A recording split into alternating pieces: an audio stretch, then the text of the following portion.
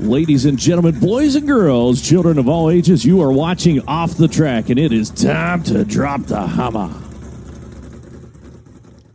Well, it's episode number 23 of Off the Track. Welcome back to today's show, a dirt track racing podcast where we like to talk about our experiences in the sport as well as interview guests on their take and their role in the sport of dirt track racing. I'm your host, Tanner Holmes, and to my left, I have my best friend and co-host, Bennett Gooch. Bennett, how have you been? We're doing good. Dude, there's so much stuff to talk about in today's episode. Even as you guys see here, we have a whole different set kind of in the back. We have a lot to talk about there. We just went through a crazy thunderstorm. And not only that is we just loaded up to go to Skagit as well too. So for Dirt Cup. So a lot of stuff to cover and a pretty eventful night for coming to shoot the podcast. I know we always plan to come down here and shoot and get it done, but that thunderstorm was gnarly. Yeah, so to give you guys a little bit of a timeline, right now we are shooting this on a Tuesday, I guess. We are going to be leaving tomorrow. I'm not sure exactly when this show will be uploaded, but we're going to be leaving for Dirt Cup. So Dirt Cup is at the Skagit Speedway. That is about 9 hours north, just north of Seattle, Washington, probably like an hour from the Canadian border. So we're at maybe like the central part of the United States, I guess, if you looked at a map. Like we're going all the way up almost to Canada, and we also just returned from OHIO Speedweek, which was originally supposed to be 8 races. One night got rained out. We ended up running 6 of the 7 nights, but like Bennett said, man, so much went on just from even the traveling there. It took us 3 days to get out. Yeah. We raced for about a week, and honestly, looking back now, it went by so fast. I mean, It did, but it didn't. And a lot of, trials throughout the nights, a lot of small victories for our team. And like Bennett said, we're going to be getting into that in today's show. Yeah, when we first got in the toter to go there, and it was probably 2 or 3 hours into the ride, and I had woken back up because we left at 6? Yeah. And so I slept for a little bit, and I woke up, and I'm like, this is going to be a long week, I'll tell you what. And, and then we just get through the first days, and we get there, and each night just went by like that. And not only, it was so much fun, and I think that's why it went by so quick is because we're just having fun. I mean, new people, new racing, just a whole new experience for all of us. And, just being able to talk to everyone while getting content, it just went by so fast. To kind of start off, I guess, with the trip, didn't we, let me guess, we left on the 8th, right? Yep. Tuesday the 8th. And we got there on the 10th, which was Thursday. So it took us about 3 days of driving. We could have made it maybe about 2.5, but we'll kind of get into it. We had some traffic on the last day. But I guess you said, kind of to start the trip, we left here early in the morning on Tuesday, the 8th, about 6 a.m., 6:30, and we decided to head out Eastern Oregon. So there's 2 ways you could go. You could go out Eastern Oregon, or you could drop down into California through I-5 and then head towards Winnemucca, Nevada, which is kind of where both routes meet. So we went out Eastern Oregon, and then we got to Winnemucca, and then we got on Interstate 80. Yep. And I guess just a couple things you guys saw in the travel vlog, but to talk about here on the podcast. The first day, there's not a lot of service. No. We are driving through just pretty much nothing. I mean, very, very rural towns. And if there is towns, it's like every 100 miles there's a town. Much. And in between, it's just ranches and fields, no trees. And that's kind of how Eastern Oregon and the whole state of Nevada until we get into Utah. Yeah, and one of the two, so the first day for me is kind of common. I go through there multiple times throughout the year. So I was like, it's just going to be one of those days. And like you said, just the service side of things, but with no service, that allows us to edit. And we do a lot of that on the road. And we'll actually talk about that a little bit later, trying to get the podcast up on the road and the struggles we had with that. But it also gives us a lot of time to play inside line. So I think that was the first day we got to really play a new track, at Sonoma, and I think we really like that track. Yeah, for anybody that hasn't heard our love for NASCAR Inside Line, so it's an Xbox 360 game. We play on controllers, and we're able to do that on the road because if there is no service, we can fire up the Xbox. We're not playing online through the internet. Yep. And we now mounted, actually something we did before OHIO Speedweek is we mounted a TV in the RV because we did not have one up. So Bennett and my dad actually accomplished that. Yeah. So we did that so then we could, play video games or do something to kind of pass the 36-hour, drive time by. And we were playing Inside Line, and one of our new favorite tracks is Sonoma. Yeah. And we hadn't really ran that before, but because it's a road course, it kind of adds a new factor into the equation. So if you guys are big NASCAR guys, even if it's not Inside Line, maybe it's the Heat series or whatever the new games are. Honestly, I haven't played any of them after Inside Line, but we really enjoyed running Sonoma. And we did that, like I said, kind of through Eastern Oregon, Nevada. we got into Utah, and throughout the day, we made a couple of stops. It wasn't, anything crazy. Get out for a minute, walk the dogs, because we had a 5-person crew on the way out. My mom and my younger sister, Carly, they flew out. But the rest of the crew was in the RV. And then I think the first notable thing that we really enjoyed about traveling is the first night we got all the way to the western side of Wyoming. And in our travel vlog, we showed the ice cream cones that you can get at the Little America truck stop. So the Little America truck stop, a lot of guys stop there on Interstate 80, I guess, whether they're heading our way or they're heading, towards Ohio, and they have 75-cent ice cream cones. And I think you ended up getting 2 of them, didn't you? Yeah, I got 2, and it was funny, when we first got there, because I had never been here before, and you and Crystal were describing it like this is this awesome place, and we get there, and I just thought it was a normal truck stop, but it's pretty awesome. And then they've got probably the cleanest truck stop I've ever seen, because they have showers, bathrooms, but it's not like a Pilot. It's way more organized and clean and unique, because it's not like a chain of I guess truck stops, you could say. And then we also spent probably 1-2 hours in the probably at least 2 lounge room there. So we had the lounge room ourselves, just editing videos. And I think one of the things we finished was the podcast, and we uploaded your video. And then we attempted to get that podcast uploaded, right? Well, so what ended up happening is, we were doing a travel vlog each day, and Bennett was more on schedule than I was, because you're able to upload from your phone. I film on my camera and then edit and upload everything on my phone. That way I just have service. And so his uploads, off his phone, but my computer, I'm not able to transfer the video to my phone to try to get it uploaded, or at least I haven't figured out a way to do that. And so I'm kind of relying more off Wi-Fi. So we stopped at the Little America truck stop for the night. Like I said, western Wyoming. So we got, pretty far from where we're at in Southern Oregon.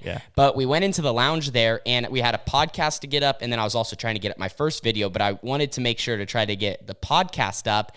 And the Wi-Fi was so slow, it just wasn't going anywhere. It got maybe to 10% after a couple of hours.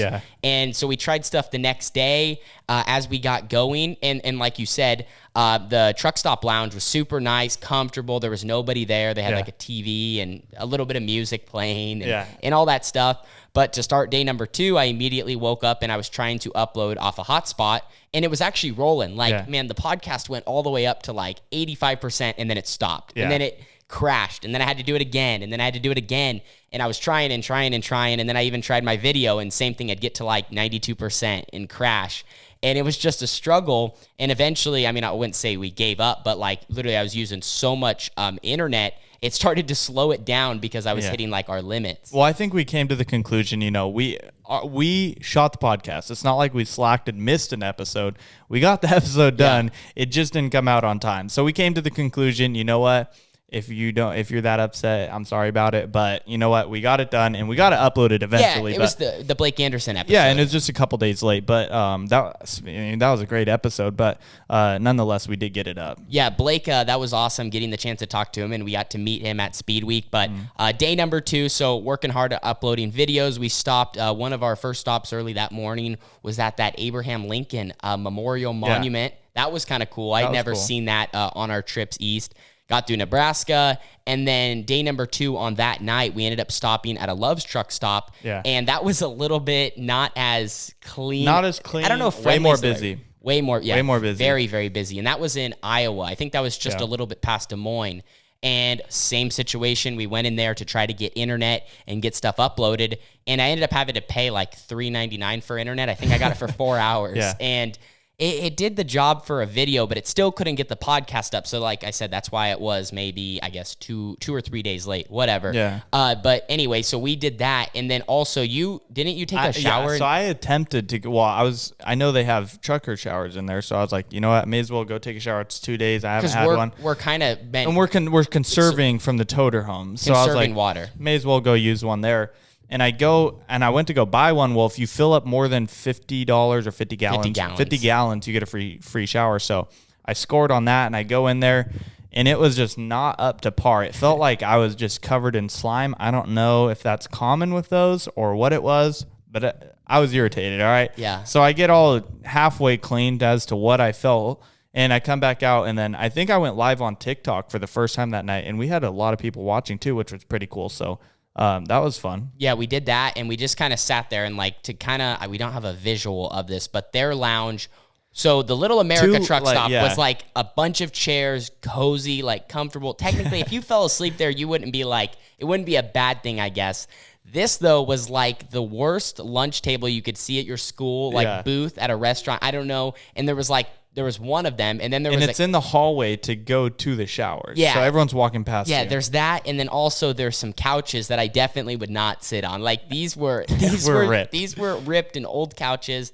So we're chilling in there till like 2 or 3 in the morning, like trying to get this stuff up and also checking in all of our stuff and just, doing normal things for social media. So that ended up kind of being semi-successful because some stuff uploaded, but some of it didn't. And then moving into day number 3, we just kept trucking along east. We did run into some traffic and tolls in Illinois. It was Illinois, Illinois, getting into Indiana. And then another thing was getting into the state of Ohio. We hit a toll, and I think it was like $60. We got rinsed. It was like $64 or $67 to get into the state, which maybe that's normal. I don't know. But that seemed like very pricey for that toll. That just used up some of our fuel budget right there, I'll tell you what. Well, we just don't have as much of that out here on the West Coast, I guess. I guess, so the only tolls you have in California are down on the Bay Area, and there's only a couple bridges that have tolls. And other than that, there's really nothing, like I said, in Cali. Yeah, so we rolled into Indiana, got to Ohio, and I think we got to Attica Raceway Park because we stayed in their parking lot. I think it was probably about 9 o'clock in the afternoon, or 9 o'clock in the evening. I think it's probably 9 to 10, right in there. And also when we're traveling, we're losing hours. So, as we hit, on day 1, the mountain time zone, and then into central time, and then into Eastern time, because in Ohio, we're 3 hours ahead. So that was a little bit of an adjustment, but it was so neat once we finally got into the state. Like, there was just a certain vibe about, there's certain places we go, and you're kind of like, man, I'm not sure if I'd really want to spend a lot of time here. Like, it's cool that we're racing, we're having fun, but like once you're out of the area, it's not like a big deal. There was something about Ohio, though, when we kind of rolled in. Just, it seemed like we were cruising through all these small towns, and it was almost like we were in a different time period. Yeah. I don't know, just like it was different than the West Coast, and I don't know how to necessarily describe it. I think what it is, it's just culture shock. Like, the culture out there is just way different, and I feel like out here on the West Coast, especially in Cali, everything is just so fast-paced, going, evolving, whereas people back there are more laid back, just, it's always green back there too, which is a change from here. It's always freaking dry and on fire like today down by my house. And then like I said, it's just culture shock. Like, everyone back there is just chilling and just enjoying life. There's also like a little bit of Amish here and there, which we don't see. And so we rolled into Attica Raceway Park. We parked, and finally it was like, all right, we can all relax for a minute. Yeah. Trips over, or not the trips over. The drive. The drive out there is over. The fun is beginning. We're at the first, racetrack / destination. So we kind of make dinner. We eat. We sit at the back of we actually put the back of the trailer door down, and we sat there and we watched the Dirt Late Model Dream. My mom and younger sister Carly flew in, got their rental car, so they met us at the racetrack. And we finally also got our first look at an Ohio dirt track. We walked up to Attica. There wasn't much light, and it was really, really wet. It looked tiny that night. It looked way different. Yeah, if you've ever seen a dirt track for the first time and you just walk up to it, your perception's way off. We're man, it looked really small, but it did look really wide. And then once we woke up the next morning, we're like, all right, it's a little bit bigger. It's pretty big than we thought. But the wide and the width was about the same. So rolling into Attica Raceway Park, we were just like kind of, like you said, a little shock. Seeing the culture, seeing the town of Attica. Go ahead. Well, I was just gonna say what was kind of culture shock for us is you don't normally go to a dirt track and you have people already camping out. Yeah. And there's already, and I think you like the story as well, is there's a lot of people already camped there. And it's hot and humid in Ohio, I guess, for us. So we had all the windows down. And we're the first trailer there, per usual, first rig. And the campers are yelling at us like, hell yeah. Like, they were pumped. Rolled in. We were pumped. They rolled in. And then, we're watching the Dream a little bit. And I told Tanner, I said, hey, let's go talk to these guys. Because, I don't know, it'd just be fun. So we go over there. And these guys are partying. They're definitely a little intoxicated. They're tuned up for sure and having fun. Some of them are definitely really, really tuned up. They were probably like 6th gear, wide open, hitting the chip. And we walk over there, and I'm not going to lie, like, I'm an outgoing person, but Bennett's definitely more outgoing in that aspect. I was like, man, do we really got to go over here? Like, what if these, you don't know what the interaction's going to look like, especially when like Bennett was talking about, when we rolled in, I mean, their arms are in the air, like first trailer rolling in, and we're just trying to find the pit entrance. We've never been to these places. We don't know where we're going. We're just trying to get in a spot where, no one has a problem with us parking and whatnot. So so we walked over to them. Like Bennett said, they were kind of just partying, watching the Dream. They couldn't get the sound on their phone. Or no, on the TV or something like that. So they tried to get us to fix it, and we went to go fix it, and they're like, no, don't turn it off. And we're like, all right, we're not going to try to fix it then. Yeah, they couldn't. They were watching Flow Racing, but they didn't have any volume to hear the announcers. But that was kind of the first night, getting into Ohio. We got a good night's rest, woke up the next morning, and then I think maybe about 11, we pulled into the actual pit area because we were parked off of turn 1, which is where I guess you kind of pull in just to the facility. Yeah. And then off of turn 3 and 4 is where most of the rigs park. So we Great facility, by the way. Super clean pits. Oh, one of the nicest, I think, of the weekend. So much room. You're not on top of each other. You can, heck, I think we even got away with parking our rental car in the pit area. We parked it right next to us, and I think what's kind of cool about these pits is, so you pit on the outside of this horse race track, and then on the inside, there's a little bit of room too. So you have rows of haulers here, rows of haulers here, like, and then on the track, which I think is cool. Like, I don't know, uniform pitting is cool, but kind of a jumbled cluster that's kind of uniform, I think is pretty cool. Yeah, and I think the first night for us was kind of just adjusting. Like, we never ran with the All-Stars. So there's just little things that, like, aren't a big deal. But, we went over, and for the pit passes, since it's a big series, there's 2 lines. Yeah. There's, like, the All-Star members. So you have all the guys that run with the series regularly, and we watch on Flow Racing. And then, we have, I guess, all of us in the other line, getting our pit passes. And since I actually had turned 18 on the first night, I didn't have to fill out a minor release form. I know that was something we joked about. In the vlog, but just kind of adjusting to Attica, walked around the facility, wanted to see, hey, where do we set up our stuff in the grandstands to be able to watch, and really just getting the night started. Attica ended up being a very, very difficult racetrack. It's just, there's something about it. I know a lot of the locals hyped it up, and I think the track has a lot of potential, but it just built like such a big curb to start the night. I think I ended up qualifying 6th quick in our group. And, there was just so much adjustment to the material in Ohio. Yeah. I keep saying the word curb, but I know a lot of you guys get on me because it's a cushion out there. No, that was a curb. That was a curb for sure. That night was a curb. It was a curb, but people comment on the stuff like, I know call it a cushion. I know the difference between a cushion and a curb. And if you watch my video off of 4 that night, that was a curb. When it is vertical, that's a curb. And that's what it was. Yeah, and we were just trying to get, I don't want to use the term just get laps. We're there to be competitive, but like we're figuring out the surface. So we got on hot lap, get up to full speed, and then qualifying is your best chance because you don't really have anyone else out there with you besides one other race car. They qualify 2 at a time. So we get going, and it's just right around the top. There's not much to just pushing off. Not that it was easy to push off. I don't think a single car really flew off the edge because there was enough holding you. But, you're going in there and you're not lifting. You're just, gassed up. And the main thing I think as far as mistake-wise in qualifying is I almost just got too buried into it. There's just so much. It pulls your race car down. Well, there's a really bad bump in 4. And also one thing I wanted to mention before I forgot, I don't know what we did personally, but we brought the track states from the West Coast to Ohio because according to the locals, Fremont, Attica, and Sharon were tracks that everyone knows every night how they're going to be. And those tracks they've never seen it before. And everyone told us that. I know, they're like, I don't get it. They're like, no, that Attica is not a normal Attica. There's no way. And Fremont was dead slick, which was awesome. But they're like, no way.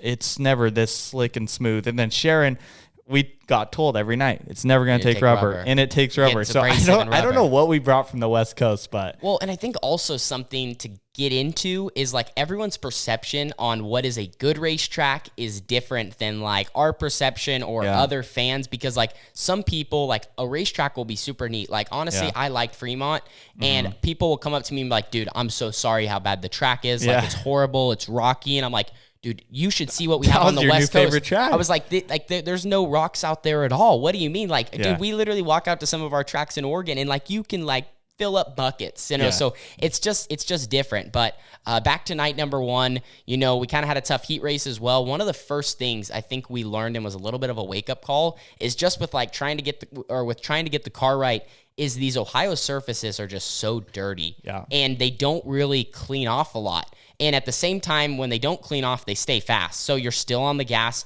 You're still trying to run the top. You can also work through the middle because it's not really slick like it is, but it's all about momentum and wing speed.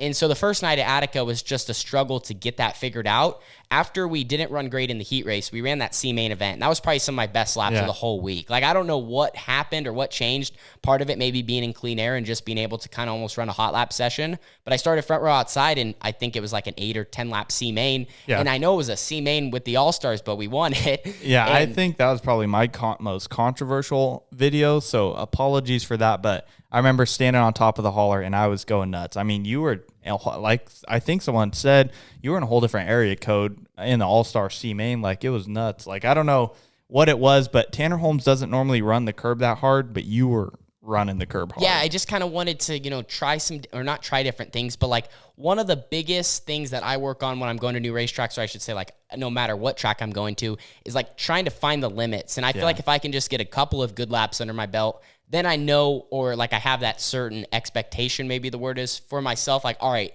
if I ran it that hard last lap, like I can do that this lap. Yeah. But when you're out of sorts, like in a heat race in the back, and you're not getting going, you're not getting in a rrhythm, it's hard to know what to do because you're almost just like flailing around, on the track and like diving low and diving high, and you're getting, you're trapped in dirty air. And at a track like Attica, I feel like that can be kind of huge. Yeah. And so the C main went good. We won that. And then we had a lot of confidence going into the B main, but what we ended up learning is that dirty air. It's really tough. And you said it's very hard to see out there too. Yeah, with the track being so dirty, that creates the dust and just a lot of material, I guess you could say, flying through the air. Yeah. And so when you're behind other race cars, I mean, we even started right there behind Rico. And I don't think he didn't transfer, but I think he was even still 3 or 4 or 5 spots, out of the transfer, and he started in the back of the B. So he moved forward. But Attica, and I know guys said that it was different than normal, but it just never really slowed down, and that made it super difficult to pass. And so like in the B main, I wouldn't say we were completely all over the place, but it's hard to get going because guys in front of you are running different lines, which affects the line you're running. So then you can't run the top and get your right rear in the right spot. And it just throws the whole system out of whack. Yeah, I think a lot of locals had come up to me and you probably and told us that they normally take the curb off. Like they'll completely grade it off after qualifying and maybe the heat races. But that night they never touched it. I mean, I think they reworked it a little bit after the heat races, but it was still a curb, and I think that's what kept it fast on top. Yeah, the top was good, and then eventually it got so tall by the end of the night that in the A-main event, they actually just started working, at least in 3 and 4, where I think it was the largest. They just started working through the middle, which is where I talked about that wing speed, and what an incredible battle between, it was Ian Madsen, and Peck, and those guys were going at it, and even at one point, I mean, I don't know how they didn't wreck. I think Peck ended up getting sideways.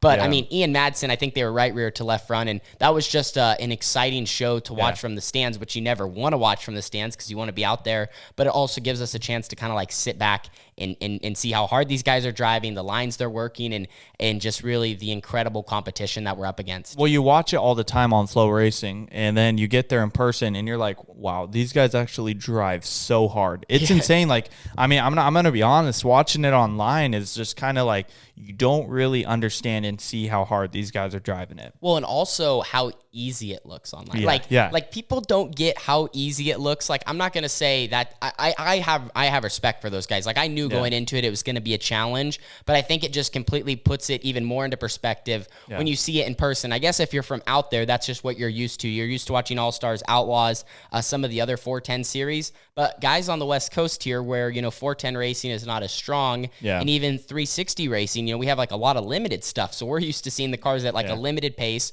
or a 360 pace with some of the bigger series we have out here.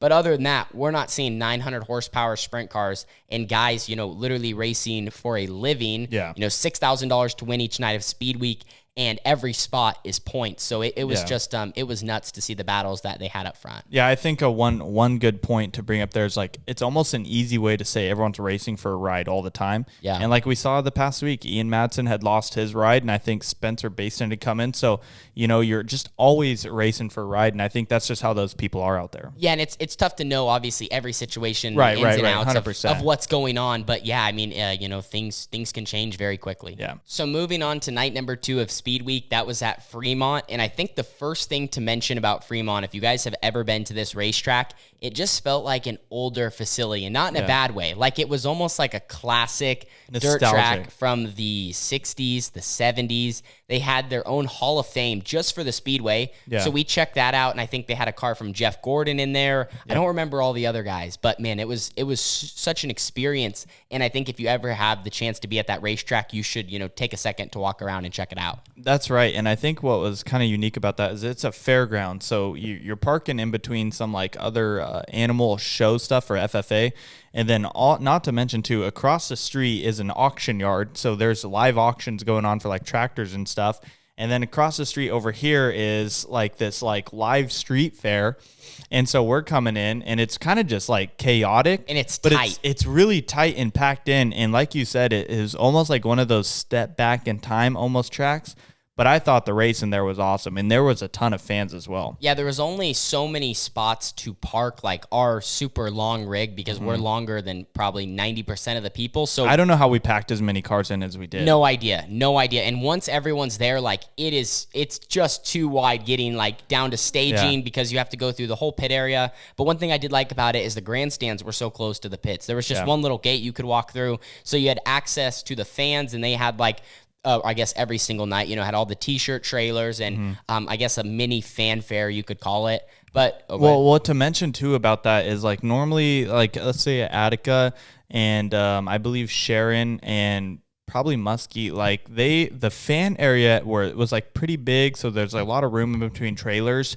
But here it's tiny, like it's packed, and people park all the way to the front of the spectators gate, and like they have like we walk through it, and it's shoulder to shoulder walking room in between the fan or the merch trailers and whatnot. And I thought that was pretty cool. Like it really funnels people in there. You have to we had to park our quad and then actually walk in there because there's just not enough room. As far as the racetrack, we walked up to it right when we got there, and it was hard. The surface was it was not like they had ripped it up, or I don't know what their track preparation looks like. But I can tell you, I knew right away. I'm like, it's gonna be super slick. It's gonna take rubber. That's what we thought. Yes, and sure enough, we rolled out there for mud pack. In a couple of the spots, you could see not dust, but just the marbles, just the width, where there's no water, and there's no water beneath the surface. And so we got going, and we had a pretty solid group. And as far as qualifying went there, it was slick. The bottom had no grip, and there was just a little bit of a grip patch. I wouldn't even call it a patch, maybe up by the ledge. Off the top, and it wasn't even a curb either. It was also patchy at the same time. It wasn't just all right, there's grip all the way around where your right rear would be placed.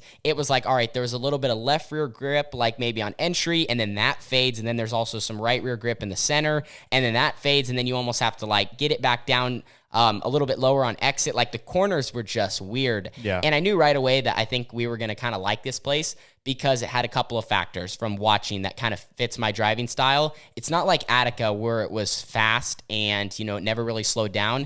It was slick and it was slow. It was technical too. And it slowed down a lot throughout the night, almost to where you didn't need the 900 horsepower that, these 410s have, because the track's so small and it almost races smaller than the track itself. Because you're not on the gas. So we qualified fourth quick in our group, and that was so critical with the All-Stars because we got to be on the front row of a heat race. On the pole, actually. And they took, on the pole, and they only take 4 out. And every heat race in every group's fast. So it's so important to qualify good, and if you can, get in that dash spot. Because if you don't make the dash, yes, you're still in the show, but you're not starting any farther up than 13th or 14th. And I think that track, too, specifically would have been a great track to start up front on because, like you said, I think visibility there was pretty bad as well. Yeah, visibility was kind of not the greatest, because of the sun and whatnot. As the night went on, towards the A-main event, it did kind of clear up because it was almost so slick and smooth that there wasn't a lot of dust, if that makes sense. Gotcha. So we ended up, the heat race, I wouldn't say it was a controversial start. That's not the right word, but it was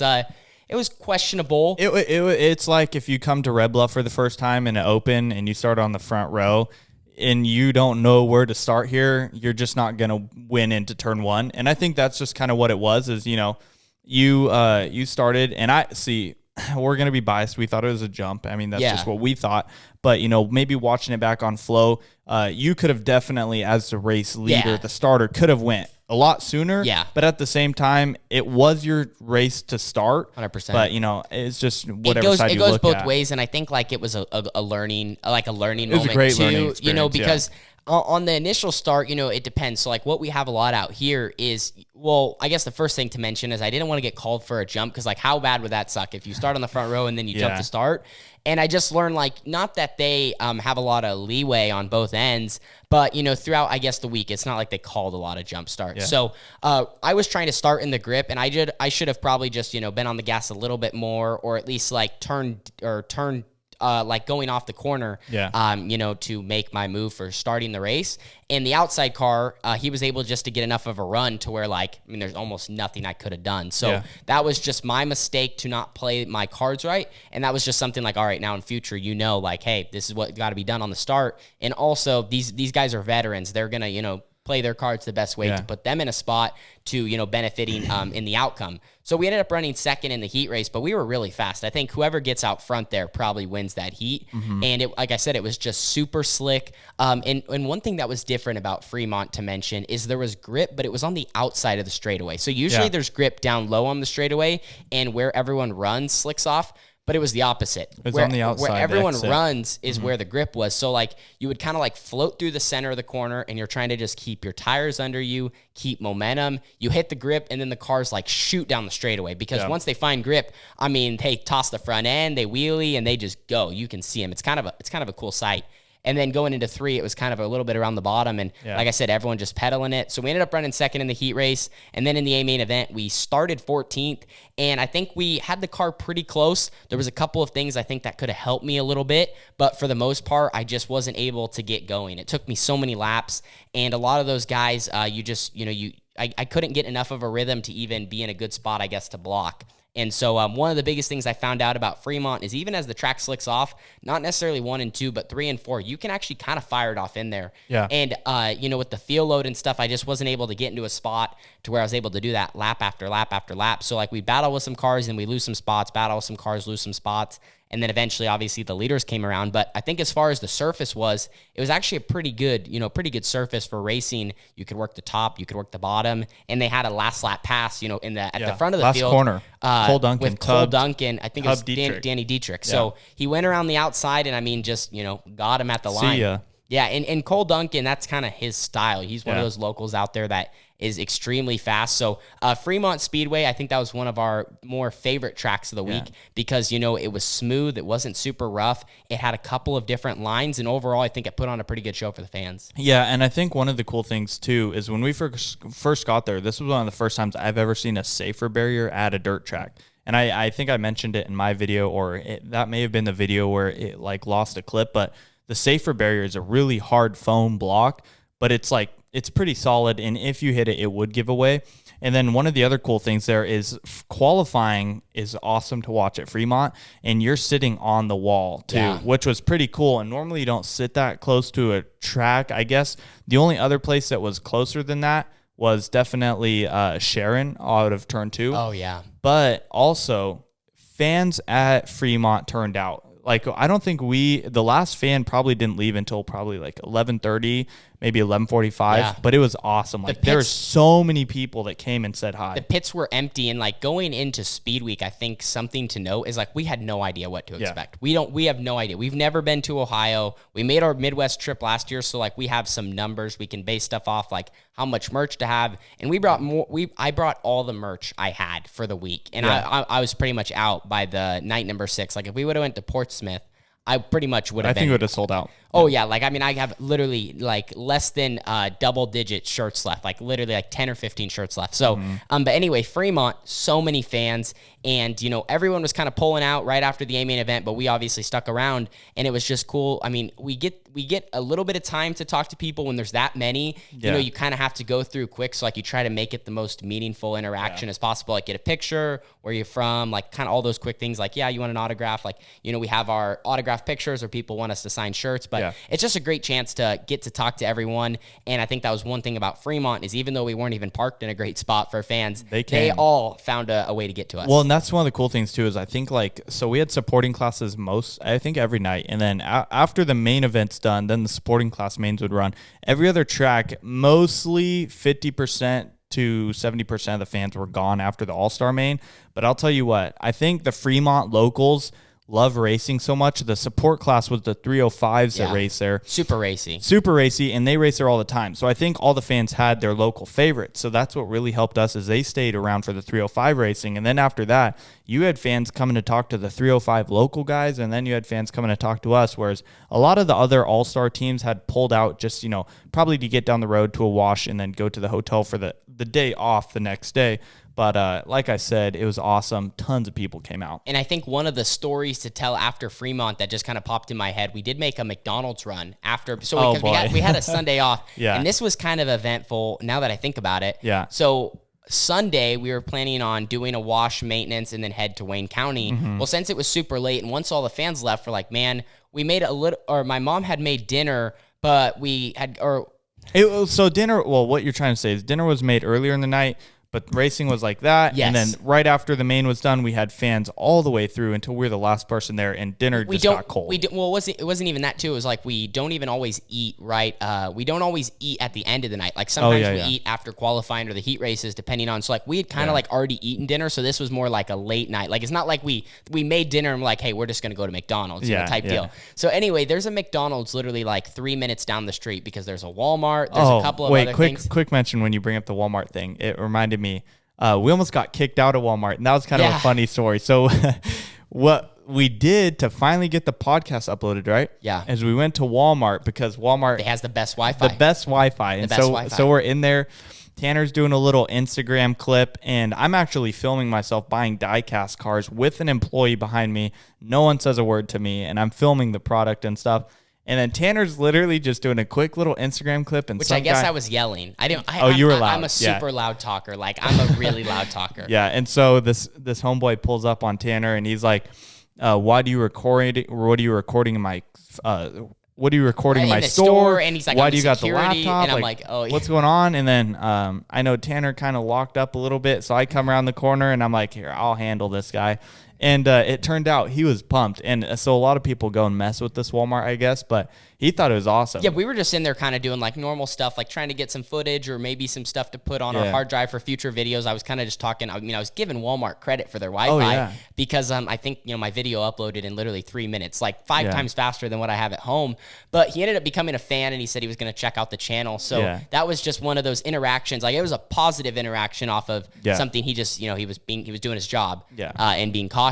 But while we were at the Walmart, that's where we saw this McDonald's. Yeah, so there was a McDonald's right there. So we're like, hey, let's go maybe get a McFlurry or let's go get a little bit of food or something. So we drive on over there. Granted, we're in our rental car. Which I guess technically all of us, or I guess me and you, because we can drive, we technically can't drive the rental car. Because we're not 25. We're not, whatever the age is. But we're like, all right, so we're headed there.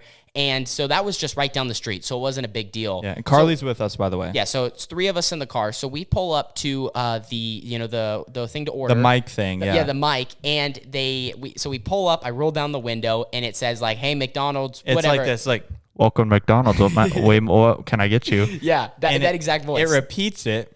And I'm like, how late are you guys open? We're like, we don't hear nothing. Yeah. And I'm like, what? So there's like 2 of them. Every McDonald's has 2 entries. So we throw the deal in reverse. I pull in the next one. I'm like, all right, maybe it's dead. Welcome to McDonald's. What can I get you? And then they say nothing. I'm like, what's going on? Well, I figured it wasn't even, it was only like midnight or a little after. So I think it was closed. Either they just closed But here's the thing. Carly was so eager to go. She looked up online and it said 24 hours. So we're like, okay. We're confused. So we pull up to the first window and there's nobody. So we pull up to the second window and there was people. They open it. We're like, hey, are you guys open? And they're like, no, we're closed. And we're like, oh, just a heads up, your mic deal over there is going off. It's going off. Like, you guys are open for business.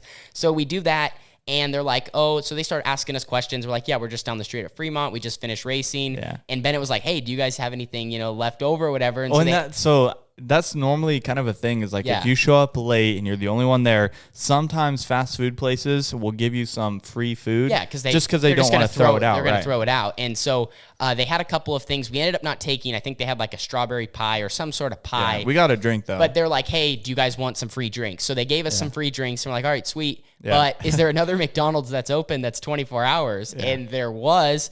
And so we hop on. I don't know if it was an interstate or a highway, but we're just getting directions from our phone. in the state of Ohio, we don't know where we're headed. So we're just listening to where it's taking us. And so this is Carly navigating, by the way. Yeah, so I'm trying to get directions from her in the back seat. You know, we hop on, we're cruising. I'm like, hey, you know what? No matter what, we're going to, you know, do the speed limit and be safe because we are in a rental car. But anyway, that's besides the point. So we find the McDonald's. We wait there for like an hour. They had the longest line. Yeah. We got food though. Bennett was live on TikTok, so we were kind of doing that. And then we get back to the racetrack. But that was our little McDonald's story. Well, one of the funny things coming back to the track is I think we got lost for a split second. Like we're going down these like roads these back roads and like the way we drove, I would have not thought it was the way we went. No. But we ended up coming around the backside of the Walmart, and I was like, how did we get over here? Yeah, because like the way we went was like a one way to get there. So on our way back, like I said, the GPS is taking us down some back roads, and we're like, we're just hoping we get close to the racetrack and we recognize something like the intersection where you can turn off to Fremont. And we ended up getting close enough. So that was our little, we saw Fremont at night. Yeah, that was interesting. That was about the most we got out throughout the whole week. But then we had Sunday, our off day, wash, maintenance, normal stuff. Got to see Wayne County. Had a couple of fans come up to us at Wayne County before the actual night of racing. Watch the All-Star race. So that was a positive interaction. Yeah, Bennett watched the All-Star race. We did some editing, just kind of normal stuff on the off day. Yeah. But moving into Wayne County, night number 3, man, we walked up to that place, and I think it was just like I don't know what the best way to describe it would be, but it was like a very positive, like this place is going to be sweet. Yeah. This place is going to be really, really fun. And we walked up to turn 1, and a lot of people compare turn number 1 and 2 to Tulare out here on the West Coast, the Ohio guys that have ran both racetracks. And I think that there was definitely some truth to that. Yeah. And I think that was one of our highest car counts of the week. We had 50 or 49 stacked group. I ended up having Larson, Madsen, after he Henry. Just won the All-Star race. Yeah, so he had won $1 million, and then he came and not he was even running 24 hours in these racing sprint cars. Incredible. He ended up winning the night. You guys obviously saw that. But our thoughts on Wayne County, really, really nice facility. Incredible. I know we keep talking about the fans, but like Wayne County had one of the largest grandstand sections probably all week. Yeah. And one thing that stuck out to me is, and this is just Ohio in general, but Wayne County, one of the home track or hometown heroes is Sheldon and Jack Hoddenchild. Yeah. And Jack was supposedly, I think that was Jack's last race there, but it's not his last race of the year because he's on the tour. He's, kind of doing like his farewell tour, an incredible career.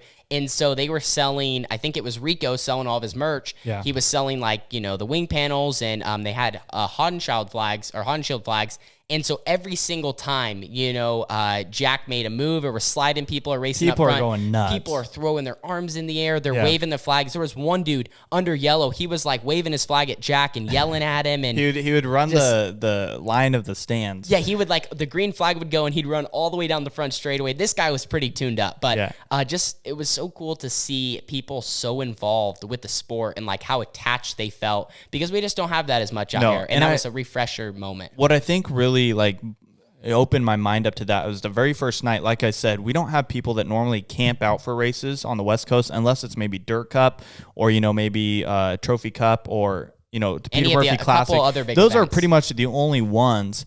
And so what really showed me is it's almost like NASCAR. You go to the track, you camp out, you have your fan or you have your driver and you're his fan. Well, on the dirt track, when we went and talked to multiple people the first night at Attica, there's a lot of Cap Henry fans, and that's just because they're local. And it just showed me like these people here got their fans or their driver that they come out and watch each weekend. And so, we had a ton of those people, and I think they were actually so excited to come out and finally support you, which is a whole new kid in town on the block. And it just goes to show that everyone there is a diehard fan of their driver, and you're not going to persuade them even if you make a hero move. Well, and also how serious it is. Like, they are attached. This is not hey, I love this driver. Like, this is like, I'm buying their merch. I'm supporting them. I'm going to stand up every single time they make a heroic pass. Oh, and they are into it just as much as our teams, and, they want us to win as much as we want to win. As far as Wayne County's surface, it was really dirty like Attica. Yeah. But I thought it was, very racy. You could kind of run through the middle a little bit. You could run the bottom. You could work the top. Yeah. And in the A-main event, a lot of the guys were just ripping the curb down in one end. And then 3 and 4, you could kind of go Larson was both just ways. so straight on the wall, like literally watching everyone else in the main event. And I was actually fortunate enough. They also Watching allowed from us the infield. Yeah, they allowed us to pit on the infield, which was the first track on the week. And if you've never been on the infield of a 410 sprint car race, it's so cool. But watching from the infield there, like Larson, like my dad said, is he's just like I got to remember the word, but he's so straight and just technical. He can also go through, like, when he slides people and goes through the middle, he doesn't, like, lose time. He's an architect. Yeah, he's an architect behind the wheel in traffic in a sprint car. He doesn't lose time. He's able to slide people, catch the grip off, and then also cut them back off down the straightaway. Like, just a lot of moves. And there was other people, throwing some really good sliders. And honestly felt like the racing throughout the whole top 5 and the top 10 was exciting. We, like I said, we had a stacked group, and then we had our B main event. And in the B, we made some good progress, and I felt like the car was also really good. That's one of the struggles going to all these new tracks. We don't have a notebook. So we're attempting to make moves and get the race car better and try to find some drive and get it tight enough, because these surfaces that are so dirty, you can almost get them tighter than you think, because you kind of have to. You're running on top of material instead of just necessarily a hard surface. But we committed to the bottom, and man, my car was going and it was driving, and the wing was in the trunk, and it was fast, but we just weren't able to make up enough ground or have a couple good laps at the beginning to transfer.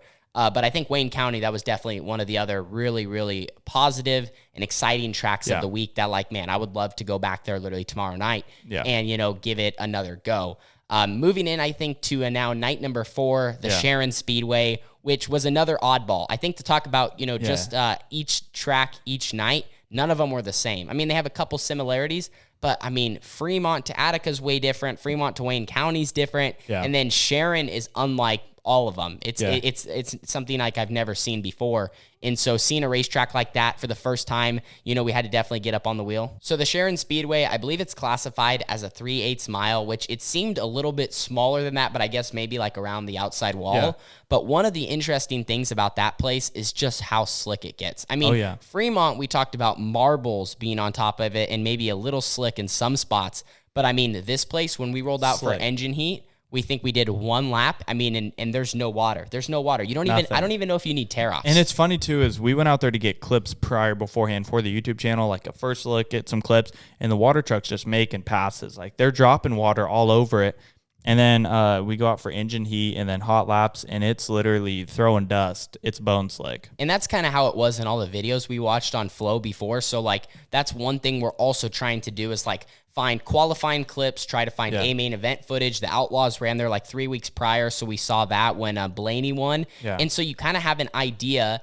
But at the same time, these racetracks, they're just different on some nights, and there's so many factors. Like Sharon, it was extremely windy, so that took a lot. Now, granted, there's never any moisture in the racetrack, but that definitely did not help and contributed to being a problem.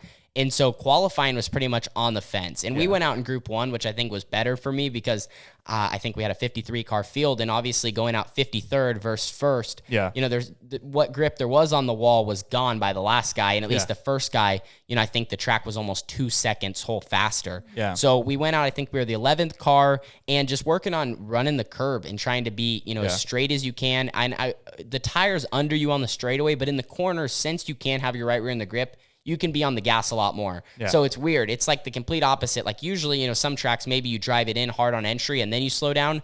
But Sharon is like, you want to be as hard through the corner as you can. And then down the straightaway, you almost have to that's where you almost have to pedal it a little bit. You almost have to pedal it a little bit because that's where your RPMs rev up and then get into the corner when your right rear does find a little bit of grip, and you can kind of like just ride the cushion. You don't want to bury it in it too much, but like I said, there's a fine line, and it's almost forgiving in a way. I know we saw a couple of guys have incidents in qualifying, which you never want to see, but it wasn't like maybe like watching Tulare in qualifying where every single time you're holding your breath. You go through the corner and you can tell immediately if a guy's going to get through it fast or if he's going to have problems. Yeah, I think a good way to describe Sharon too is that's the first time I think you ever have and I've ever seen we had to detune the motor. And what people don't know about detuning is just dropping horsepower. That's all it is. That way, 900 horsepower on that slick of a track. There's no reason. There's just no reason. So what you do is you just detune it, you drop horsepower so you can get more traction down. And I think that's pretty much every team. I mean, every team, yeah. And every team. Even other tracks throughout the week, it all just depends on what you kind of want to do with your program and whatnot. Yeah. But I know we were pitted next to Eliason and Courtney throughout the week, and the second qualifying's over because I guess people always joke, you need the 900 horsepower for 2 laps. Yeah. And then after that, I mean, you really don't. So a lot of those guys were trying to detune, and there's obviously many different methods that you can do, and everyone kind of does it their own way. But they're trying to kill power, because as a driver, if you have all that power, it's just easier to make mistakes. And I think as a fan too, Sharon Speedway, a lot of fans came and told me how much history the track actually has behind it with what Blaney's had done to it. It used to be a half-mile asphalt track. But I think fan-wise, watching qualifying there is so much fun. Like, I know I normally will watch you for qualifying, maybe 1 or 2 cars, and then go back to the trailer. But I stayed and watched the whole qualifying because it was on the wall. I got great clips. It's just so cool to see. And you can stand right there. They have a great viewing point, which adds to that experience. And so we qualified a 5th quick in our group. We missed that invert for the All-Stars by 1. Yeah. And we had another good group at Sharon. And so going into the heat race, I was like, all right, what are some things that may be done in the past that can help me? And one of that is like, okay, so yes, everyone's qualifying on the wall, but that doesn't necessarily mean we're all going to race on the wall, because you have your behind cars. They're going to make different decisions that are going to affect your line. So I'm like, all right, let's actually throw a game plan out there to try to run the bottom. Yeah. And that's what we ended up doing. So everyone goes in the first corner, and they all kind of run like a slider line. Well, I think going into the corner, we were 6th, but we came out in 4th. And I'm like, all right, this is going to work, because you can just carry, or you can keep your tires under you, and it's so much shorter around. And unless you hit the curb, perfectly lap after lap, you're not going to really drive by someone. I mean, if you're fast, and you're going to go through the field. But, unless you have, like I said, those perfect laps. So we end up getting into 3rd at one point, and then you saw what happened on the last lap. If you guys saw the vlog, which I think, like we talked about, it's just unfortunate. Danny Dietrich was behind me, and he was in 4th, which is a transfer spot, and then I was in 3rd. Yeah. And I just, honestly, I don't really think I did anything wrong necessarily. Doesn't mean I don't look back and say, hey, maybe things I could have done differently. You didn't do anything wrong. No, 100%. I agree with that. But what I mean is, like, looking back, it's like, all right, I guess technically I could have maybe been a little lower or been here or whatever.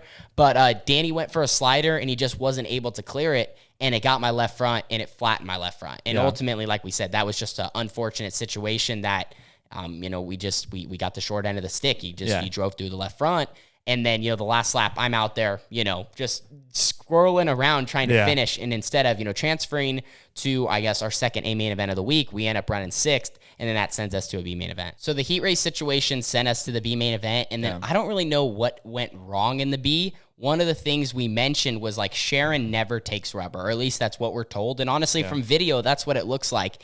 I guess it is very, very good clay to where it's not dusty, and it can be as slick as it gets, but it just stays slick. And I don't know I'm not a dirt guy. I don't know the ins and outs of that, but it did end up getting abrasive. And so I don't know if maybe we just missed the abrasive part of the track by a little bit, or, what it was, or me as a driver. But no matter what, it ended about 5 laps into the B, and it was a racing deal. Our good buddy, Paul McMahon, which I actually had met at Wayne County, he purchased some merchandise, and Paul's such a good guy. He said, hey, if you guys need anything, just like a lot of people, but he was like, hey, if you guys need anything, any questions about racetracks, like, come to me. Also, he mentioned he watched the videos and whatnot. A big congrats if he sees this on his win the final night. That was pretty cool. $17,000 at I think it was the Dean Niddle Memorial at Portsmouth. So that was incredible and awesome to see him get that OHIO Speedweek victory. I know it was a little bit of a tough week for the CJB guys, but he hopped over my right front, and like I told him, I was a little bit of a roadblock just because we were struggling, and I just wasn't able to get the drive off I felt like that everyone else had. And so I slid up, and he tried to fit through the gap, and we're racing hard. He's trying to get to a transfer spot. I'm trying to maintain and go forward. Didn't he come over and apologize? Yeah, and I think that shows a lot of class. And I think you even said this. It wasn't one of those situations where he really needed to apologize, but he came over. It's like he wanted to go out of his way and say, hey, look, like, I'm sorry that happened. And especially for being our team that's like, we're not locals. We're from the West Coast where a lot of people are almost like... And it's almost very easy, like, being out of town, like we talk about being outsiders. Like, it's easy, honestly, for people... I want to say to drive through, drive through, but like for a situation like that to happen and be like, hey, those guys are just West Coast, like they're not from around here, like they need to, I think we experienced that through Red Bluff. Like some people will come out of town for Red Bluff for nationals in carts, and you can slide them a little dirtier than the local guys, and you're not going to get it back, taking advantage and stuff. So I think that was very classy, and I just definitely a huge shout out on the podcast because Paul's a good guy, and you definitely should buy his t-shirts and support him, and it's awesome to follow him through. I mean, he's had an incredible incredible career as well. But Sharon Speedway, it just got abrasive at the end of the night, but I still think it was one of the coolest racetracks we've ever been to. Yeah. And it's one of those places I would love to get back to tomorrow as well, right there with like Wayne County. And if I had that as a local place in my backyard, like I would enjoy racing there throughout the year. Yeah, that track also, I think, to mention too, is only a mile or 2 miles from the PA border. Yes. So a lot of people from PA associate it with PA. So it's kind of weird. Like we were there, a lot of people would say this is PA, but really technically it's Ohio. So when you look at the regions, like if I could explain it without looking at a map, you have like the Ohio tracks, and there's a lot of tracks in Ohio. Yeah. But like if you're on the eastern side, like as close to PA, so there's like Ohio racing, at least this is what I'm informed. Maybe I'm incorrect, but we have like Ohio, and you have all the different tracks in Ohio, and you know, maybe some guys will kind of stick to their local tracks and maybe won't go to different parts of the states, but you have Ohio, and then you have like Sharon's on the eastern side. So it's so close to PA. Yeah. And then you have that Sharon, which is almost categorized with like Western Pennsylvania, where there's not as much wing sprint car racing. And then as you go east and get to Central and Eastern Pennsylvania, that's where you have like Williams Grove, Lincoln, Port, where they race a lot there. So there's almost like 3 little regions of different cars, because like Western PA, a lot of the guys maybe from that race over in Central Pennsylvania don't get over to Sharon as much. So it's almost a little confusing, you know, all the different areas. But well, it's funny, like you mentioned, a lot of people have a different version of what is a good racetrack. Yeah. And a lot of people there have they either love this part of Ohio or they hate it. And it's like, we're coming to all these tracks like, this is sick. We're trying to have open mind. But relate it back to California, I think me and you could totally say, these tracks are no good. We don't like these tracks, but we really like these tracks. And I think it's just kind of funny how, like, you don't really know that unless you run there all the time. So it's like, you know, we saw maybe the best version of that track one night. Yeah, that is true. And so if we go back, we might run it 5 other times and be like, that was terrible. Yeah, and we're also like, you know, trying to have an open mind going into it, because you maybe see videos and you kind of know ahead of time, like, hey, this place might not be the best. Right. But then you get that good version of it. So you don't know. Yeah. And so going into it, it's like, all right, let's just see what Ohio Speedweek throws at us at this particular night. And that's just what we have to tackle. Yeah. So that was night number 4. Going into night number 5, which it felt like this was at the Waynesfield Raceway Park, which going into it, I figured it was going to be a pretty good racetrack, because this was probably the one place I don't think I heard a negative comment about ahead of time. Like everyone's like, hey, you guys are going to love Waynesfield. And I think the promoter's son was a fan, so that was also neat pulling in. Yeah. We got a really good parking spot right up front by the grandstands and where they had the fan area, and then also where staging was. And one thing about Waynesfield that was different is it was way smaller in person. Like, I could not believe how, like in the video, you know, it looks kind of small, but it's small, it's bank, it gets really slick, and it's really fast. It is by far the fastest 410 track I've definitely ran. And what I mean by that, maybe not as far as high speed, but like with how small and banked it is, you're flying around there. Sam Haferteep Jr. broke the track record on the night of Speedweek at a 10-1. So that's almost a 9-second lap. And there's only a handful of tracks in the country where you can turn a 9-second lap. So, I mean, there's not even a whole lot to say about it. It's nuts. It reminds me of Peeville on the West Coast, Placerville. Yeah. And then another cool thing to mention about the track when we first showed up is one of the fans actually mentioned this too. They said, is that a football, like high school football arena or field, whatever you want to call it, off in the distance? Well, actually, that's how small the stands are. Like, I don't really think there's much more stands here than at a high school football stadium. I mean, it was tiny. There's nothing to it. It was packed. Like, there were so many people, and I thought this was cool, too.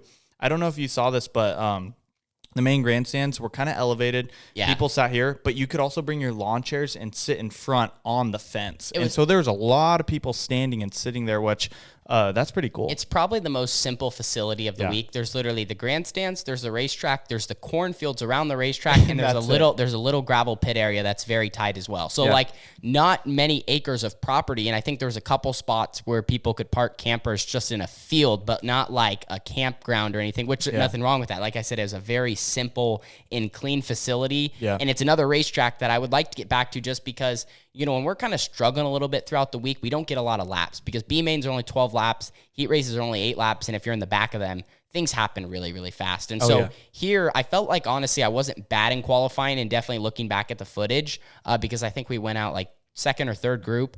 It definitely wasn't my best qualifying run. In the moment, it didn't feel bad, because you're just flying. You're on the gas, and I mean, little bit of a dirt or I wouldn't say a dirt mound, like a curb cushion into turns 1 and 2, and then 3 and 4 was narrow as well, and just very, very high speeds, a fast racetrack. And I just missed it a little bit in 1 and 2, and that kind of screwed up my 3 and 4. And so the smaller tracks, like we always talked about, is what we kind of are trying to work on the most. Well, another funny thing too to bring up, like this is kind of a funny story, and I know personally with this type of experience, and I think you can talk about it now too, is you go out for hot laps. You set a stellar lap. You're second quick. You're like, oh yeah, we're gonna be fastest in our group. We're gonna win this deal. And you go out for qualifying and you lay down. I think was it the slowest lap? Yeah, it was one of the slowest in the group. So you're like, you come back to the pits after that and you're like, what went wrong? How do you go out for hot laps, be so fast, come back, and then now you're struggling, and now you're just going back to the drawing boards? And I like, what was your thought process when that happened? Well, because we had over like 40 cars. Yeah, we were second quick in our group in hot laps, and we were sixth overall. Yep. And honestly, I didn't feel great in hot laps. I didn't feel bad, but I was like, all right, I was kind of surprised that we were that high up. But I'm like, all right, maybe we just, we were fast. I guess we're fast. So, and then qualifying, and there's just, it's so intense. I can't even explain the intensity of qualifying. Yeah. You're sitting there in staging, right? And you can see the guys you have in front of you, and they're going, especially at this place. I mean, every car is taking 30 seconds, maybe 30, 35, 40 seconds. And then they push the next one off, and they're just like clockwork going. And so as you start moving farther up in the line, I'm getting nervous just because I don't have a lot of laps here, and I know the track's changing, and it's like, all right, what's my car going to do if I, put it at this spot on the track? Or like, hey, I just watched Kyle and Rico qualify, and those guys were flying and they did this, but now everyone's running a little bit higher. And so like, there's like a lot of little thoughts. And so you're maybe not, I wouldn't say I was overthinking, but you're just trying to analyze the situation. Mm-hmm. And then, once you step on the gas, all that goes out the window, but you're flying, you're holding on the wheel and you're just going. So I'm not really 100% sure what happened. I think it was just, a couple mistakes. And with those guys, I mean, those couple mistakes cost so much time. It did. And so we ended up in the back of the heat race. The heat race went by. I was all over at the beginning of the heat because the fast racetracks, it's hard to be up on the wheel the whole time. I don't know how that, I don't know the best way to explain it. And it's not necessarily, for some people, it isn't that bad. But for me, I'm more of like a technical, like a slow, like, get the car right. Yeah. Like, I don't know how to explain it. You like to, I guess you could say in a racer's perspective, you like to analyze a race and when it's slow, and you can, if you haven't raced, you don't really know. But if you do race, a track is at a certain point where it's slow enough, you can really think about your next move into the next corner. Yeah. And you can really experience that at Red Bluff. But I think in heat racing for sprint cars, I think Peter Murphy really said it perfectly when we had him on the podcast. 6 laps is all you need because everyone's going to single file in. The track's juiced up. It's usually around the top, and that's just what it is. Yeah, and the track was very narrow, too. So, like, it all depends on your driving style. If you are a fast and you're better on faster surfaces, then you're going to thrive on kind of what we had at Waynesfield to start the night. Yeah. But if you're more like me, where, the West Coast, a lot of our tracks slow down, and I feel like that's where our team thrives. It's like, hey, when people start spinning the tires and they're struggling, like, that's when we're driving to the front and we're finding a better line and more momentum, where Waynesfield was kind of the opposite of that. So they did what they could to try to widen it out because for qualifying, it was especially just like one lane, just gassed up. But it did get better throughout the night. And then in the heat race, the last couple of laps, since we did get one yellow for a restart, man, I was able to kind of regroup, think about it. And I was good for 2 or 3 laps, but we need to do that for all 8 laps. And I don't mean that like critical on myself. It's just like, it's tough. It's just, learning and trying to, you have very few laps on the racetrack. So that was kind of Waynesfield. We did go to the B main event. We got involved on an incident where a car spun out in front of us on the first lap. Yeah. And we got back out there. Props to anybody that kind of jumped in the hot pit. There wasn't anything that needed to be fixed, but they at least checked on me to make sure that there wasn't anything wrong in the front end. And I said in the video, so I don't, go in the first corner and end up in a cornfield. That's what I was saying, because I was sitting next to your mom and she's like, well, why did he go in or whatnot? And I knew, knowing you, it's just one of those things where you go in and if you mentally know your race car's sound, you're going to have no problem driving it. But I've definitely been in a situation under caution at Red Bluff, and I'm like, I don't know if my throttle is going to stick the next corner because the spring came off. It was light as a feather. And I know in a sprint car, I don't know, but I could imagine in a sprint car, it's way more intense not knowing if your car's stable. Well, and it's also like, if you haven't been, I guess if you're a veteran racer, you've seen so many different things happen to your race car. And like, don't get me wrong, I've seen a lot, we've had some wrecks and stuff happen to front end, rear end, whatever, but you just never know. So like I had the opportunity to pull in the hot pit, and I just wanted to go in there and have someone maybe say like, hey, you're completely fine. Yeah. I didn't really get that answer, but I got like a halfway, like, you're all right. Go Just out there. get out there and go, yeah. So that wasn't the most comfortable feeling, but Waynesfield's one of those places, and honestly, every racetrack, I found myself saying this. I wish that I could pause the racetrack where the condition is after the feature and have nobody out there and just go turn laps, because that's almost what I need. Right. And because you just, watching the guys up front, Larson, Rico put on a show. There was Courtney was up there. I think that was the top 3. Yeah. But those guys are on the gas the whole night. There's a huge cushion. They're moving around. They're sliding lap cars. The bottom was fast too. Yeah, they're able to maneuver. And so it's just incredible how hard these guys are able to drive their race car. Yeah. And I think we're able to do that too. It just, like I said, it's that time and figuring it out and just getting a couple good laps, because that's the type of driver I am. I need a little bit of a rhythm. Yeah. And then once we get that, we can run with it. Yeah. And so that was the Waynesfield Raceway Park. Banked, fast, pretty cool. Honestly, it was pretty cool. Yeah. It was a neat track. We just didn't get to experience it as much. And also a night full of meeting fans. And I think a lot of people, the expectation they said of Waynesfield, it definitely lived up to it. Yeah, and it was also cool to see Larson win his second win of the week. And, Larson's dominant, but just to watch him win in person, you at least get to say it's different than on Flow. You've get to seeing Kyle Larson win a race in person, which is pretty cool. So that's kind of night number 5. Then our final night of the week, which wasn't going to be our final night of the week, but because of rain and just a couple of different parts of our situation, ended up being our own Speedweek finale. And I'm probably going to mess up the name of the racetrack because I couldn't say it in the vlog, but Muskegon County. There you hit it right there. I hit it. Muskegon County. The vlog, like quick mention, we shot the vlog clip at the end of the night, and I think we have bloopers on it that'll come up someday, but it took probably 8 tries just for you to say the name. I couldn't say it. I don't know what it was. I don't know if it was the chaos of the night, but this was like the track going into it, complete oddball. No, They only run here once a year. No one really knows what to expect. And that's funny. This is one of those tracks everyone's like, this is going to be junk. It's a late model track. It's not going to be cool. Total opposite. No, it was great. It was sick. One of the things I think going into it was, and it was advised more than every other track, was this place was going to be dirty, but on a whole nother level. Yeah. The material just comes apart.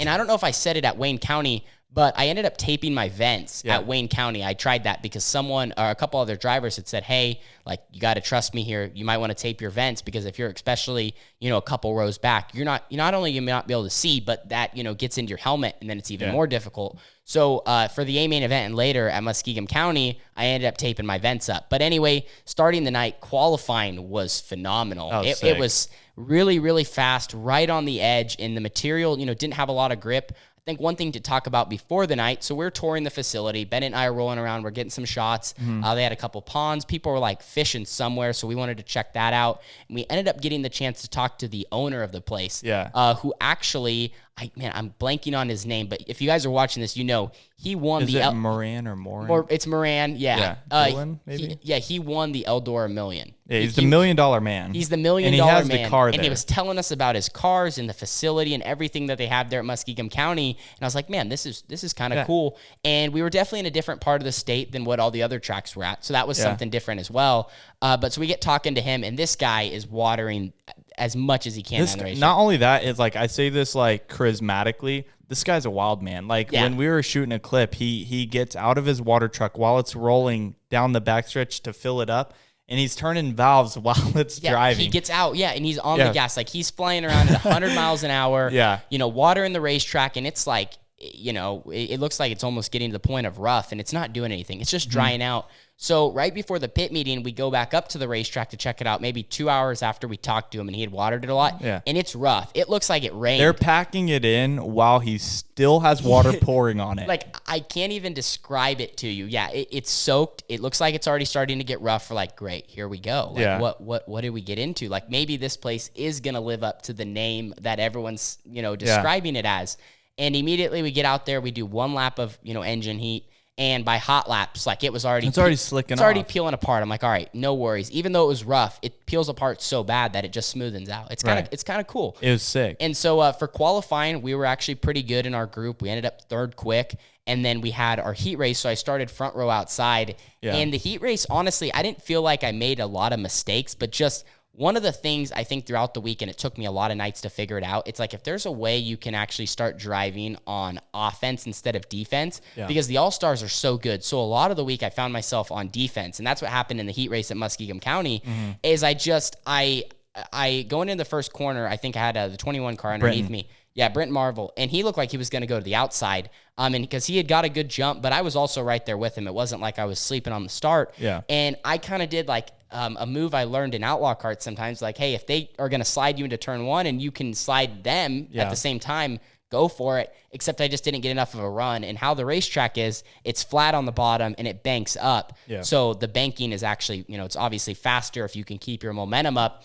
And I just got stuck on the bottom and wasn't able to complete the move. Yeah. So that got us all out of sorts. We ended up falling back to third within a lap, and I just didn't get going. I ended up falling out of the transfer spot on the last lap. So we fall back to sixth, and it's just been a long week. It's been tough. It's been difficult. We're not going to lie to you guys. Like, these guys are good, and it's, it's hard to even find confidence in little things because, we're struggling a little bit. Like, yeah, we qualified good, but then you go back in your heat. It's just like an up and down. Every single night's up and down. And, we're trying to stick with it. So we got there for the B main event. We start fifth, and we're looking at the B. We're like, all right, there's some good guys in here. We can make it out, but we're going to have to make it happen. And I wouldn't say like in myself a light switch flip, but once I finally got some good laps around the racetrack, I was like, man, I actually feel really comfortable out here. In the heat race, I was more on defense the whole time. But when I actually found myself being able to get to that point of offense, I was like, all right, we're ripping. Like, we're doing good. And we had a couple cars get in a couple of incidents, which did help us out. That definitely contributed to us making the A main event. Yeah. But we were throwing sliders back and forth with guys, and even down to the last lap, an incredible battle with, I think it's the Premier Motorsports 70. Blue 70. You guys have definitely seen him racing along the East Coast. But we're going back and forth. He slid me down the backstretch. I was able to cross him and get back by, and then he slid me again, and I was able to get back underneath him. And then on the last lap, we blocked the slider, and he went in for a bomb and wasn't able to complete it. But we got the last transfer spot into the A main event. I think so. I was sitting down in 3 and 4, dang near on the track, just shooting clips and whatnot. And the biggest thing that I saw that I just went nuts over was the 2-for-1 special Tanner got on Schoenberg in the 70, and also a big hats off to Hunter. I mean, Schoenberg is fast. He was really good. He was doing a lot of slide He's jobs. always on point with that. But I've never really seen you race a sprint car almost like an outlaw car. It's kind of hard. I know I might get crap in the comments for comparing the two, but you really did chop and just dice it up with the sprint car. Yeah. As hard as I've seen you do it in an outlaw cart. And I thought that was just one of the coolest races to watch. And I know a lot of people on Flow, right after that, me and you are getting blown up on social media. Like, that was awesome and whatnot. And then just going into the main event, we had morale was high. Yeah, we high. did. We were up there in confidence. We gained. It's crazy how things can change in 12 laps, but making the show. And I think that was one thing. That was a really good point. Is like, that is the goal, is like, because in the outlaw kart, we're racing those so hard because I've been running them for a while. So like, I know all the moves. I don't mean that like I know everything, but like, you can throw slide jobs, chop in, like how to race competitors and how to put yourself in a spot to where like you're going to drive away from these guys and play your cards better. And so I would agree. I kind of got to a point of like confidence and getting going to where the B main event, I felt really good. And I was actually racing hard on offense. And then going into the A main event, starting last, I was like, all right, let's just try to go forward. You got nothing to lose. You're not going to go backwards. There was no provisionals behind us. Yeah. And for some reason, they couldn't get through the first corner. We had two or three yellows, or no, 2 yellows and a red, I think. 2 yellows and a red. I think it was 2 yellows and a red. Elias and someone got collected in the second yellow, and then the red was someone rolled off the track, I think, off the top, because it was actually like, it was really banked off.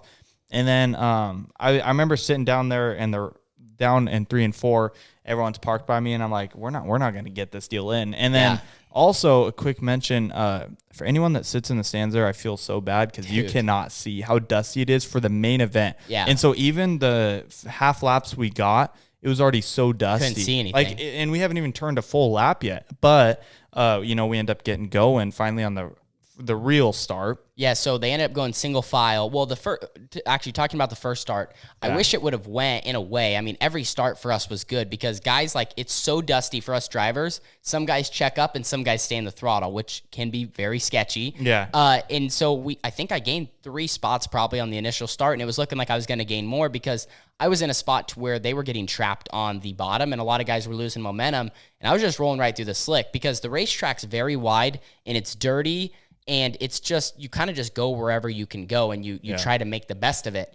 And a lot of guys were rolling around the bottom because there was a little bit of grip down there, which it wasn't bad once we were getting spread out. But, when we're running. I think entry-wise, the bottom was really good. Yeah, but just couldn't exit, get off. Nothing. There's nothing. So, and usually that's kind of reverse. Yeah, like it was weird. It's always good. Yeah, usually you can get the straightaway drive. And honestly, I felt pretty good no matter where I ran. I didn't really touch the bottom in 3 and 4, but everywhere else I was kind of running. So once we got going, I kind of found something into turns 3 and 4 on the top. And it's a pretty thin line, honestly. Yeah. We had the race car really good, so props to the whole crew. Roger, my crew chief, he really had us dialed into where we could rip right on the outside. And into 3 and 4, a lot of guys weren't up there. I couldn't believe it. And I don't know if it's just visibility. I mean, granted, I think there was something that changed in me to where, like I said, that confidence level, even with the low visibility, I kind of somehow found my marks every single lap. So we start driving by some cars. Well, I was going to say, too, like you mentioned, we have all these starts that don't happen. Well, at this time, after the three starts that don't happen, we come on the 4 start that's going to happen. At this time, we have Zeb Wise behind you, Corey Eliason, Danny Dietrich, I believe. Rico Abreu wrecked out. But, you have literally all-stars, regulars, PA posse. Like, you have so many stout drivers behind you. Because they all got in incidents. Right, and you drove away from them. And, that's pretty nuts. You just 100%. don't normally do that, but we were all like, wow, you've got speed, and it was awesome to watch. So we gained about 5 spots, going into that first, what ended up being our real start once we got going. And that was kind of a shorter run, maybe like 5 or 6 laps. Yeah, it wasn't very long, but we started getting a couple cars, then we had a yellow, and I think at this point, we're maybe 16th, 17th, I don't remember. Yeah. But we just kept going forward and forward and forward, and I'm just ripping the top in 3 and 4, and no one was up there. I couldn't believe no one was up there. A couple guys work in the middle, but I think where it was so good is because it was, the track's so banked up there, and there wasn't really grip, but you're just riding the hill. And then by the center of the corner, that's when you catch the grip because there's just a little bit to hold you coming off, so you can get that straightaway launch, and we're rolling and rolling and rolling. I'm like, man, we got to be up here. I know, I think at one point or right before the disaster struck, I got up behind Jack, and Jack, I think, was probably, I knew he was around 8th or 9th. So I'm like, all right, we're close to the top 10, or if not, we're in the top 10. Yep. And it's just getting a little bit tougher to run up top, a little bit tougher. And honestly, I haven't even got the chance to watch the video back all the way because I'm just getting to the part of editing it.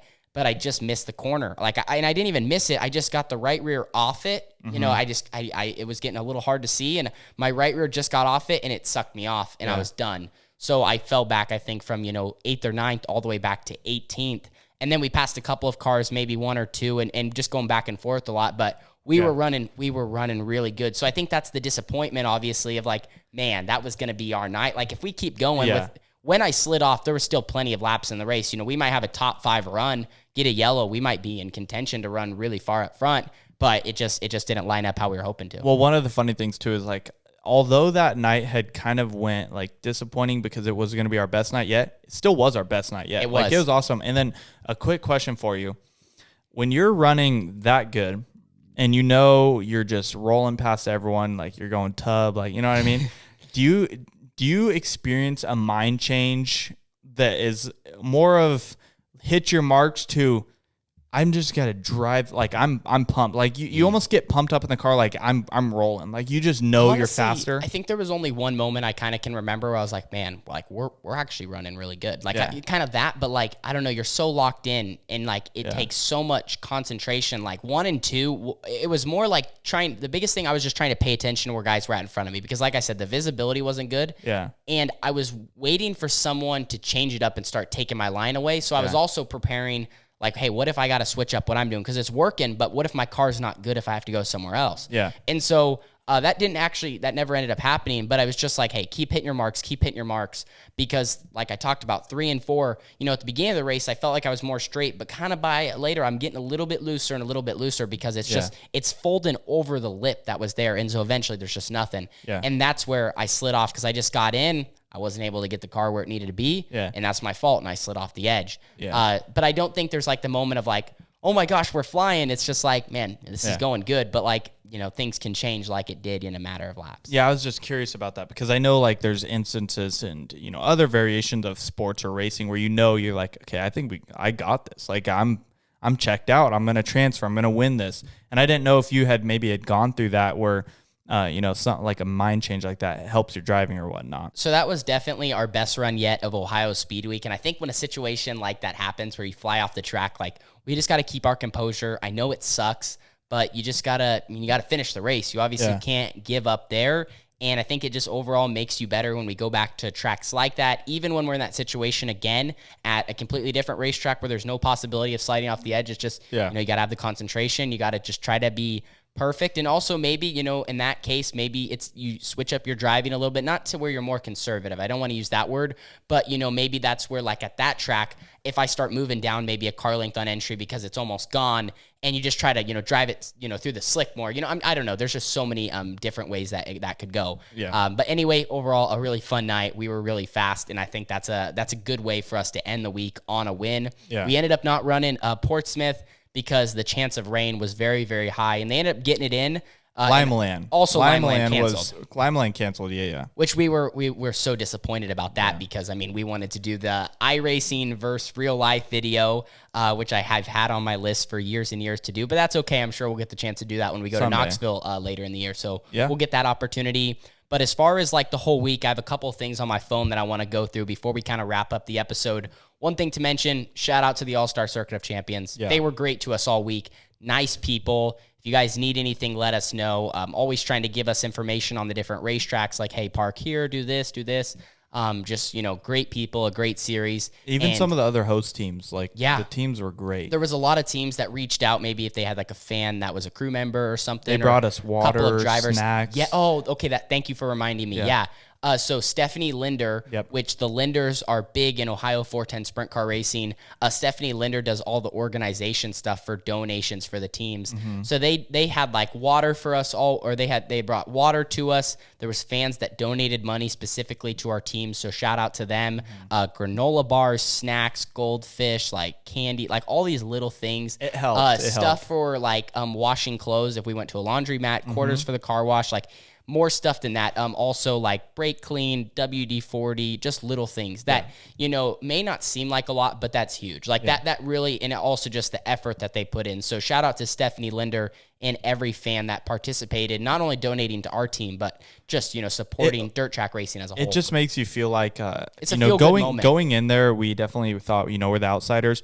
Leaving, I'm not going to say we know everyone, but it feels like leaving, we left kind of a family fan base type of thing. You know what I mean? With the fans and also, with other teams, like we met other drivers and, maybe people that we've seen on social media and went back and forth a little bit that we got the chance to meet in person. And overall, the Ohio Speedweek was such a positive experience. Oh, yeah. And like I talked about, fans were amazing. I really, really want to get back there and hang out with those guys again and hear your guys' stories. There's just so many interactions where I don't even know how to describe it. Just like hearing people's stories or how they found the vlogs or, the impact. And I don't mean that in like a boastful way, like legit, like, man, this is so cool. The community and stuff that we can have because of the internet and social media. And now we actually get to meet them in person. It was funny. We had a good amount of fans come up to us that became fans that night almost because they're like, you came from Oregon. Yeah. And we're like, yeah. And they didn't know who we were. And I'm not saying like everyone should know, but they're like, you guys came all the way from Oregon. How far was that? And I was like, 36 hours, 2,045 miles. And they were like, wow, props to you guys. That's cool. Well, and also I think a good mention to our previous guest on Off the Track, Blake Anderson, with the All-Stars, he did a great job hyping us up. Like every single time he announced us, from Oregon and, just always, talked highly about our race team. So we want to give a shout out to him as well, because that obviously helps because everyone hears that over the mic. It's cool. Blake always when he announces and he's got a little downtime on the program, he'll talk about talking to people during the day or going golfing or fishing or whatnot. So I thought it was cool to be able to talk to Blake in the production trailer for just a little bit, because it's always cool to go meet the people that you interview. We got to talk to Bill Baylog. Yeah, Bill Baylog. It's always just cool to these are guys that we reach out to. We reach out to, and then like when we call them or we do the video chat, like it's not a cold call, but I mean we're seeing them for the first time through the computer screen. So like you mentioned, to talk to them in person, it's pretty cool. Yeah, absolutely. So also one thing I guess to mention, you talked earlier in the episode about some of the diecast. Do you want to maybe describe some of the stuff you got throughout the week? Yeah, so it's funny. The first night at Attica, they had some diecast cars, and it's both the red ones I picked up, which is Ricky Rudd and then Bobby Labonte. And then also we have another Ricky Rudd car here and a Ron Hornaday Jr. car that I got later in the week. But the Tony Stewart car over here, the Mark Martin car, the Mark Martin on top, the 32 car, and the other Ricky Rudd car, a fan actually donated that and came up to me and he's like, hey, I had a bunch of these when I was a kid, or He had a box full of them. He's like, I want to give you guys some. So a big shout out to you. I'm sorry. I think it was Mark actually. Yeah, maybe it was a Mark. Shoot, Mark or Mike. Yeah, dude. Is one of the two.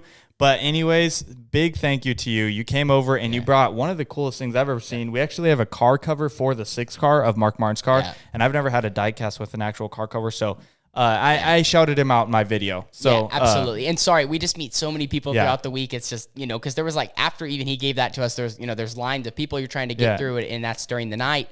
And, but yeah, no, that was so cool to have that addition to the studio, just to kind of add, a little bit to our diecast collection. For a while now, we're going to go ahead and leave them here on our centerpiece. And then also a lot of other fans brought us like cookies and stuff. Like, that's just so cool. Cookies. We had someone brought us an Ohio State hat, to kind of, a souvenir for our trip. So all that stuff gets added into the studio, and like maybe in a year or two when this thing's completely done, as we slowly add to it, you guys will be able to see your memorabilia that you gave to us, or what other fans, here in the community gave to our team. We'll have to do like one of those 3D 360 pictures. So we'll be able to post that. And if you are the one that had donated or brought us something, comment below.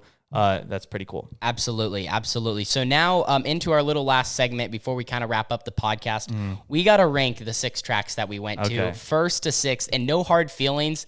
If, where the racetrack is located, there's a lot of little factors that kind of put, each racetrack into the spot that it is. Are we agreeing on this, or is this each of our 6? No, my 6 and your 6. This is your 6 and my 6. Okay. So should we start at the top or? Yeah. No. Let's work our way down. Okay. So number 6. I'll let you go first, and then I'll go. What's your number 6? Number 6 track. I'm sorry to say, but Attica. Yeah, so we're on the same page here. Attica, I think it's.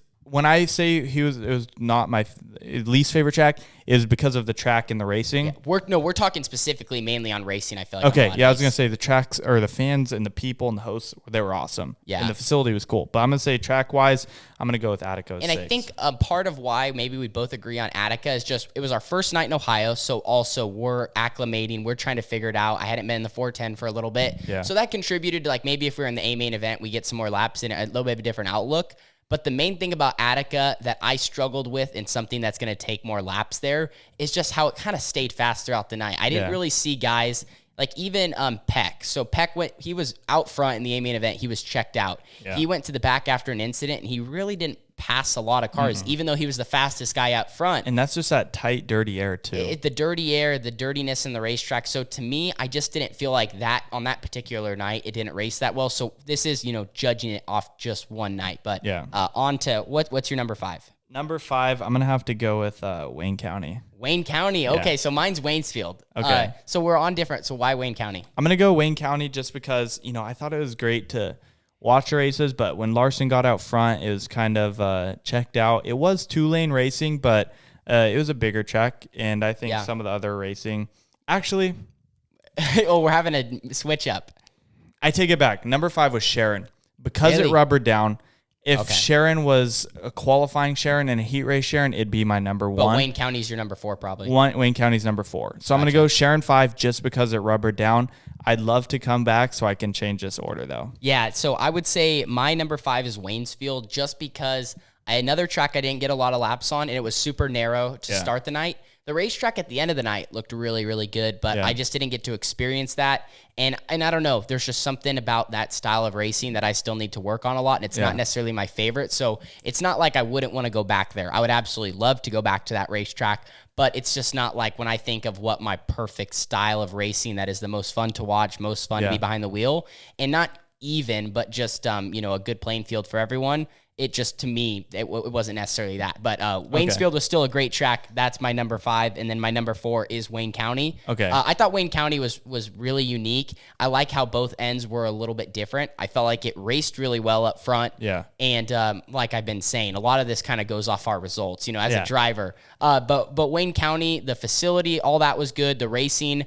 It was dusty as usual, but I mean, 100%, the guys weren't necessarily driving completely through the field. The guys that were kind of up front were up front. Yeah, I see. And when we rank these, we loved all the tracks, by the way. And it's hard to pick because the racing we're not was like great. We're not trying to make it sound like we didn't like the tracks. Main event wise, Sharon would be last for me because it was single lane, but it's 4 for me just because of qualifying in the heat race. But main event, which puts it in fourth place, is single file for 35 laps, I believe. Yeah.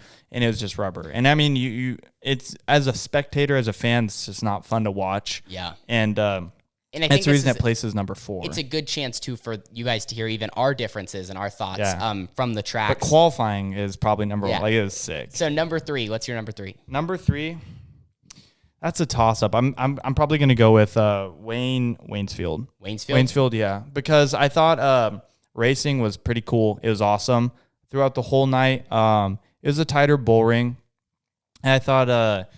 I don't know. I thought it was a cool facility, so it kind of just ranked there in between. It had a great finish for the main event. Yeah, it was exciting up front. Larson and Rico battled it out there for a little bit, but I'm gonna go with number 3 there. So my number 3 would be Muskegon County. That was our best run of the week. Yeah. And then also, I honestly, I know some people disliked it, and I know it's really hard to see from the grandstands. So from like a fan's point, I could see why like you could rank that last because you can't even see the races almost. Yeah. But from behind the wheel, because I felt like we were dialed in, and honestly, I thought it was fairly racy, how you could work the bottom, middle, and even close to the top. Mm-hmm. I was like, man, this place was kind of fun. It was different. Yeah. But it was also close to my style, but also different, unique in its own way. So I would say Muskegon County would be number 3 for me. I think we agree on number 2. What's your number 2? Fremont. Yeah, Fremont. Yeah, Fremont was really good. Fremont was sick. It was slick. It was slick all night, super slow, racy, slide each other, had a great finish to the A. I mean, it wasn't rough really. I mean, there wasn't anything really to not like about Fremont. That's the funny part. So a lot of people say either Fremont's slick, bone slick and smooth, or it's rougher in hell. And I want to go and watch it when it's rough because I'm actually a big fan of cowboy up tracks. And I feel like it's a really technical race form. When it's cowboy up, it's maybe more dangerous, but I would like to see Fremont like that. Yeah. And I think it provided for great racing. The whole front was just so dynamic in the main event. It was just action-packed, and even back where you were running is very entertaining. And that's where we're opposites. I definitely don't want to see a rough racetrack just because I don't want to see it all the time. Yeah, I'm just a fan of it too. No, I hear you. Like just the different characteristics. Like for me, rough, and also what people's definition of rough is, because there would be like... What was the race we just watched, the ASCS race? Lake Ozark a couple weeks ago. That's stupid. Yeah, that's dumb. That's not. That's a motocross track. I don't like that rough. But yeah, like 1 or 2 ruts, and also like what everyone's definition of rough is, because sometimes people would say, like, we'd watch videos on Flow before, and people like, yeah, it's really rough. There's always a hole into turn 1, but like almost compared to what our rough tracks get like out here, it's a different story as well. So that rough was. So we can both agree Fremont number 2, which that was another one of the racetracks where, hearing everyone's fan viewpoint, everyone always said that Fremont was not going to be as good. Favorite one, but man, I enjoyed it. I really did. So I thought the whole facility was cool. What's your number 1? Muskegon. Okay, so that's fair. Yeah, Muskegon was really good. My number 1 was Sharon, which I know is like kind of confusing maybe because of the rubber, but I didn't experience that. So like for me, Sharon in a heat race or Sharon qualifying is like the coolest racetrack you'll ever see. Well, I don't know. It doesn't get better than that. I totally agree. And I think it's funny here is, so if we've only ran the track each one once, and I hear Muskegon's going to be junk,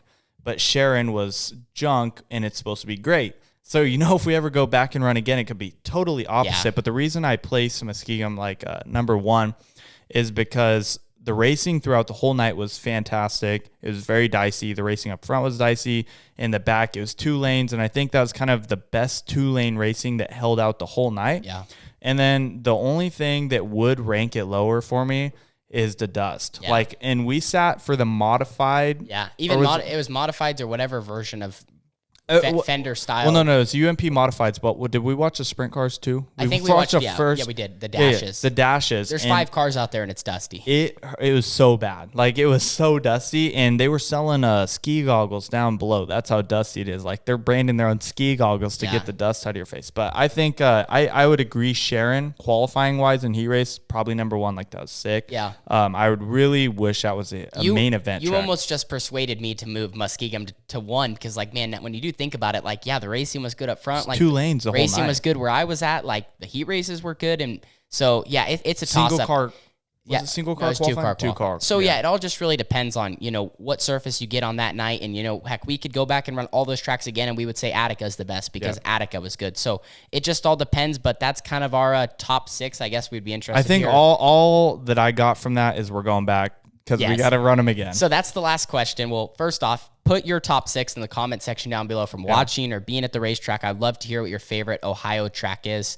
To end the podcast, there's one more thing we have to talk about. Yeah. Now, after doing that, would we consider moving to the state of Ohio? And I think I'll tell you straight up right now, 100% yes. I've been on Zillow already. I was on Zillow looking for places. Yeah, I think Ohio is kind of our next step in a way, and I'm not saying that like 100%, man, we want to move to Ohio. A lot of logistics to work out. Yeah, there's obviously a lot of things, but we're talking in a perfect world. If like we could just do something tomorrow, I think moving to Ohio for our program would be good because it's such a good central location. Yeah. You can head towards Knoxville. You can head towards PA. Indiana, if you want to go non-wing. So we talked to Lee Jacobs, who's a racer in the state of Ohio, 410s. Yeah. And his kids are a fan of the video. It was awesome talking to their family. But he said that he runs a part-time schedule in Ohio this year, and they are doing about 50 races. Yeah. That's a pretty big part-time schedule. And what's your full schedule out here? I think this year we're doing about 65 races, between here and out there. 65, 70. Even lower than that, if you put together a full 410 schedule out here, isn't it only like 30? Yeah, it's got to be 30. Yeah, it's not a lot of shows. So it really falls off a lot. Yeah, and that's like running from,